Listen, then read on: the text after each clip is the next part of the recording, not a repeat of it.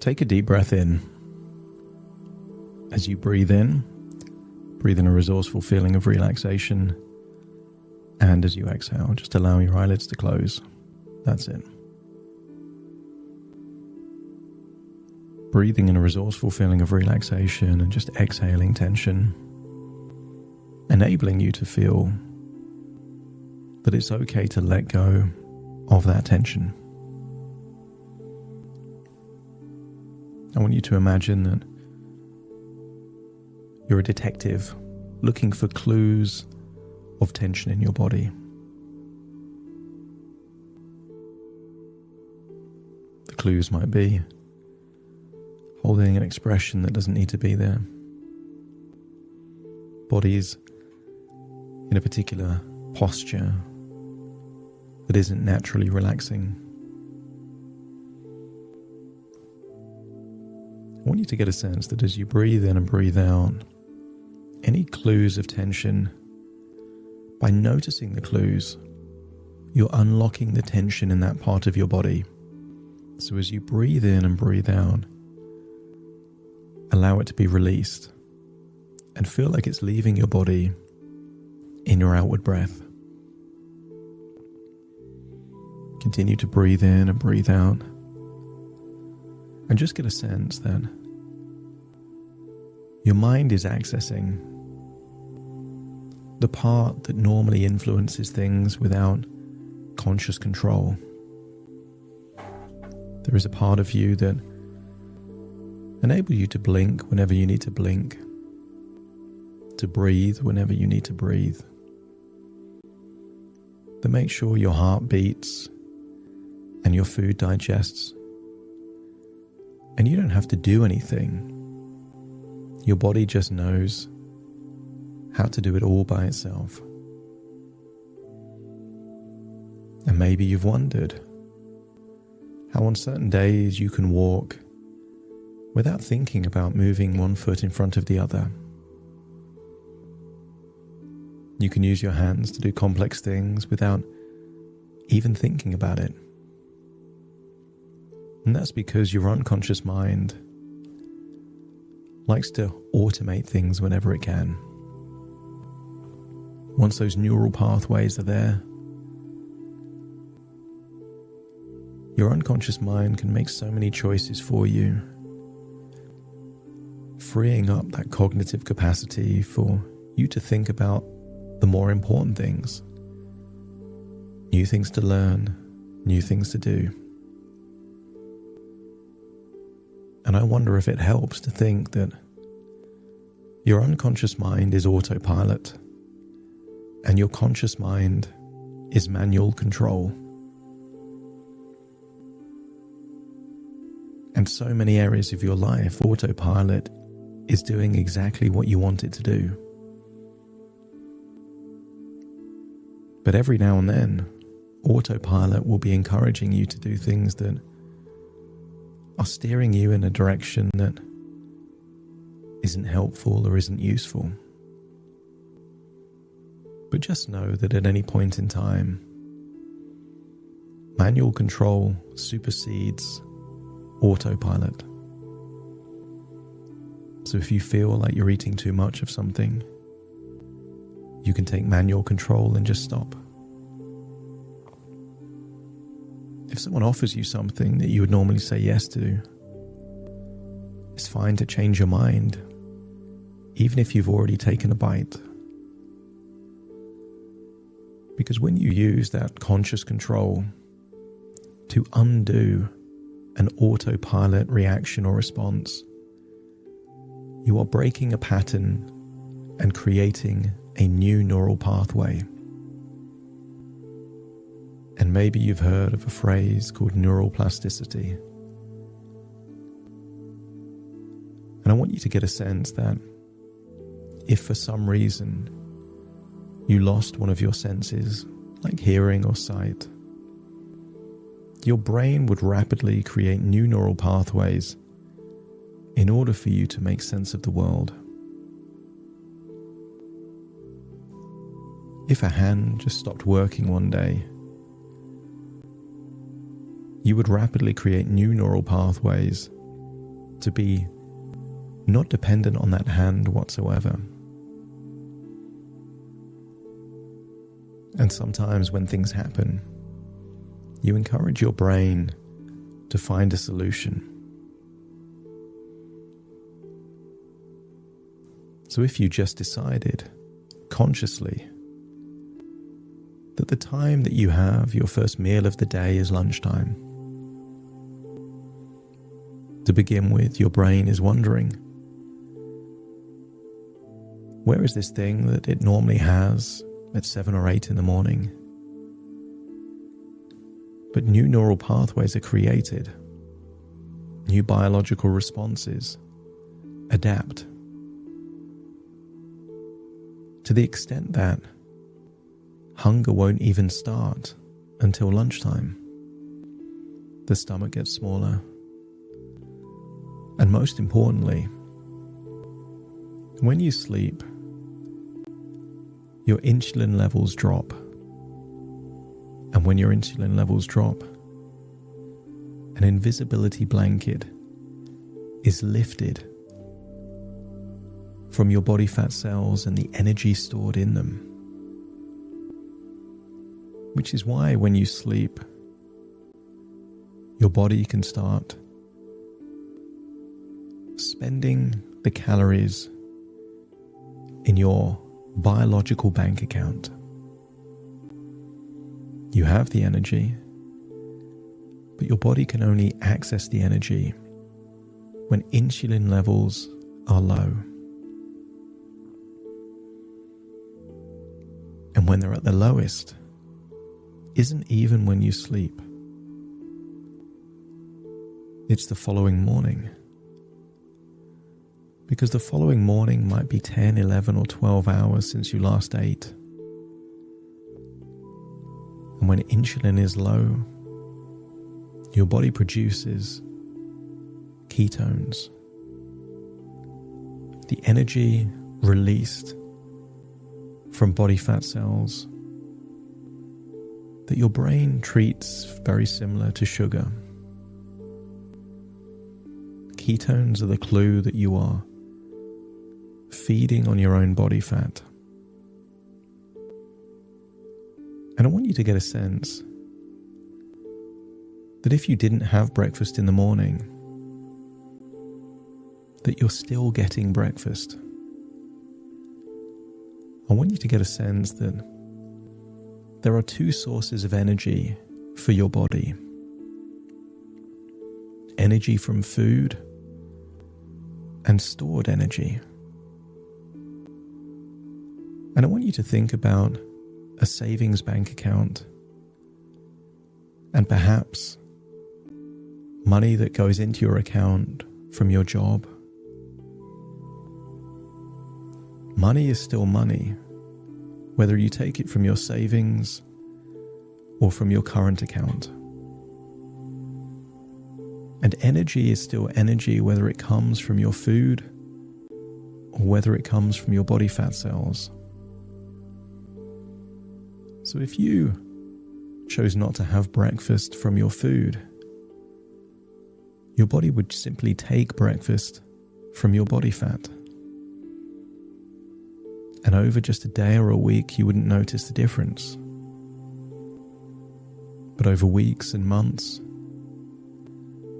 your body feeding on the energy in your body fat cells for breakfast over weeks and months would make a radical difference.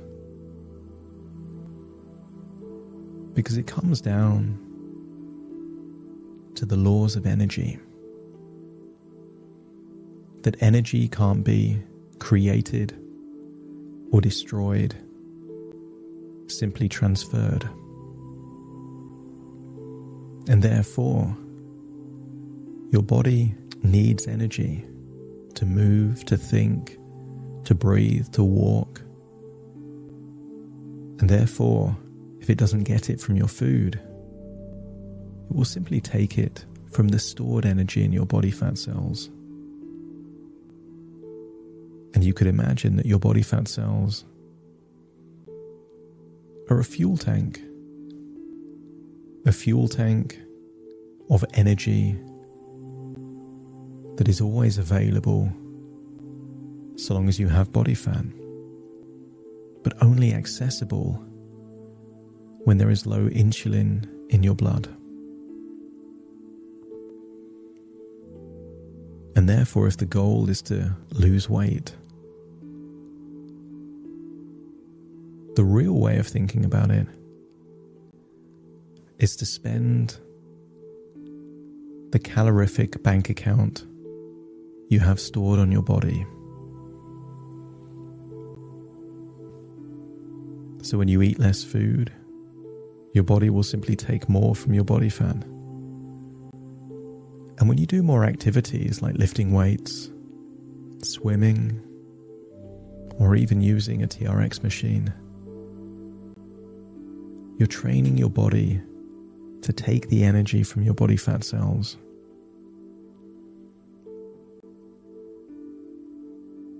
I want you to imagine that you're in a place of work and someone offers you a snack. Doesn't matter if it's a chocolate bar or a malt loaf, a cupcake or a biscuit. I want you to get a sense that each and every time you choose not to have that, from a biological perspective, it's just as valuable as doing the equivalent calories in a gym.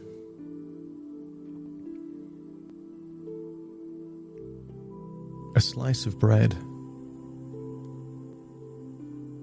with a topping like butter is about 150 calories. 2 slices of bread, about 300 calories. So imagine you could do about half an hour of exercise every day, not by doing exercise, but simply deciding not to have 2 slices of bread. I want you to get a sense that you are unlocking the resources to make more and more choices conducive to training your body to burn fat. And the conscious, manual choices that you make will rapidly become unconscious choices.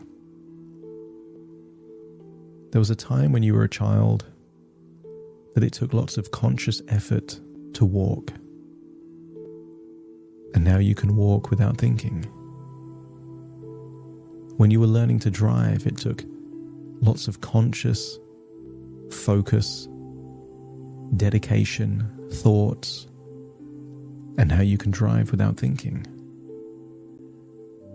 And I wonder what conscious choices you can make over the next few days that will quickly become automatic choices in the future. Automatic choices that enable your body to burn more fat, for you to become healthier, leaner, and more confident. Choosing to have your first meal of the day at lunchtime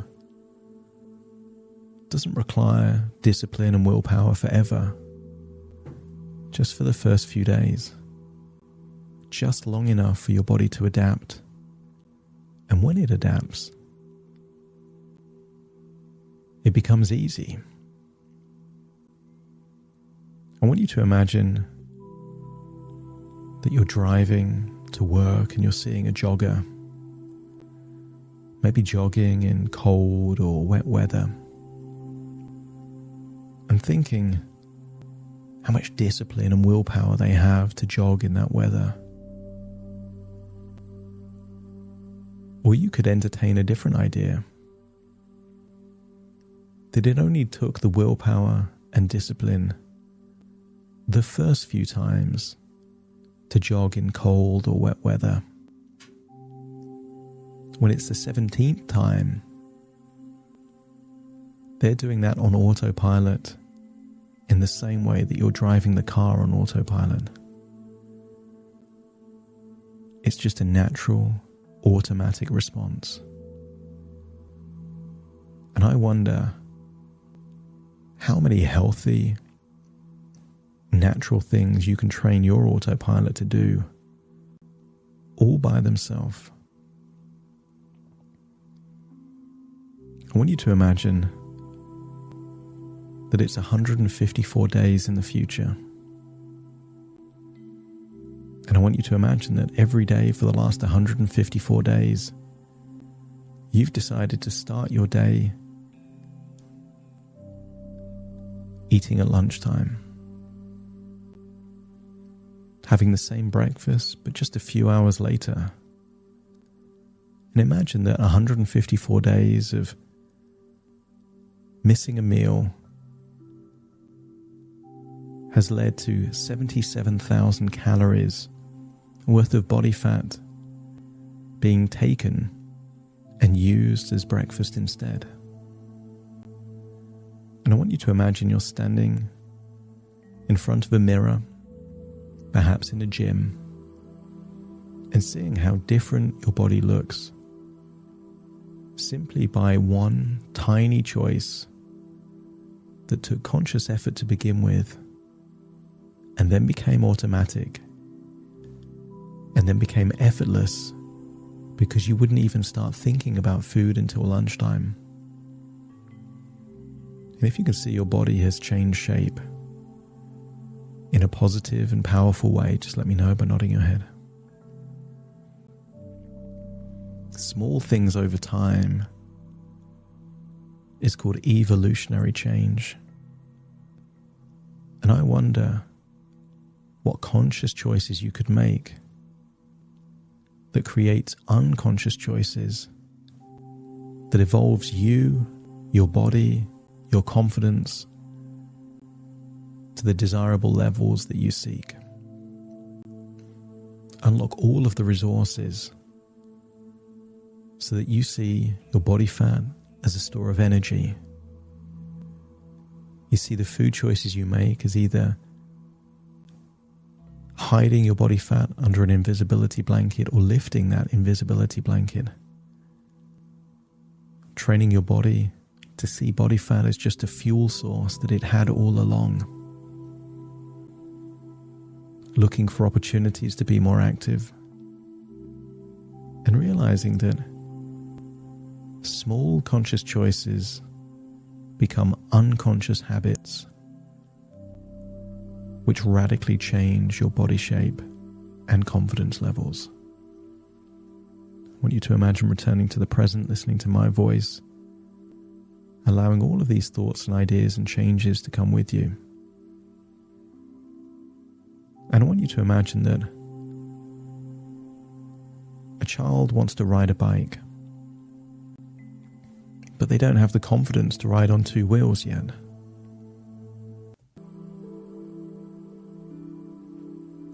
And as you imagine the training wheels on the bike, I want you to get a sense of that it wouldn't make sense for the child to be on the bike and expect the training wheels, those stabilizers, to ride the bike for them. The child would still need to pedal, and the child would still need to steer. But those stabilizers would support that child in making those movements, the pedaling, the steering, to give them a sense of making progress, to build their confidence, to enable them to reach a point in time where the stabilizers aren't even necessary.